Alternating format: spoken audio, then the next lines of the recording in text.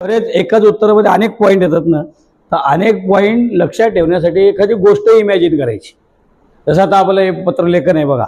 आता बघा हे सगळं लेटर आपण अख्ख्या शाळेवर लिहून काढू. लेटर रायटिंगमध्ये सगळ्यात पहिलं काय येतं? शाळेमध्ये सगळ्यात पहिलं एंट्री करताना सगळ्यात पहिलं काय येतं? गेट. बघा, तर शाळेच्या गेटमध्ये आलं तुम्ही, गेटकडे बघताय तर वर काय लिहिलंय? दिनांक. नंतर पुढं दुसरं काय? ज्याला आपण पत्र देतो त्याचा पत्ता ना, प्रति. मग आपल्या शाळेमध्ये कोण आहे? जो बाहेर आलेलं पत्र स्वीकारतो. लेखनी क्लार्क असतो बघा आपल्या शाळेमध्ये. प्रति म्हणजे कोण? क्लार्क. पत्राचा विषय तर 10वीच्या वर्गावर लिहिले काय? पत्राचा विषय. महोदय नाही लिहिले तर मार्ग कट होईल. शिक्षक बोलले का? महोदय.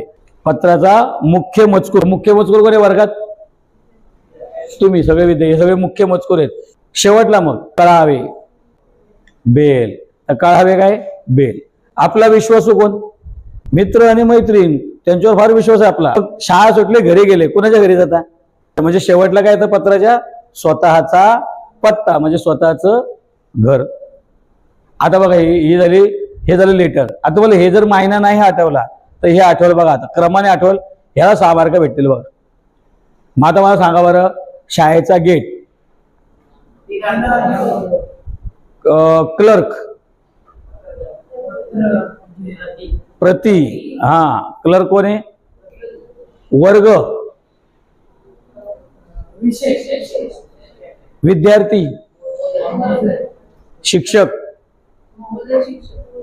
शिक्षक कोण? महोदय. विद्यार्थी, हा, बेल,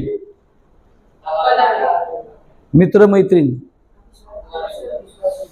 आणि स्वतःचं घर, स्वतःचा. बघा आता हे आठवलं का? हे 6 मार्क भेटतील बघा.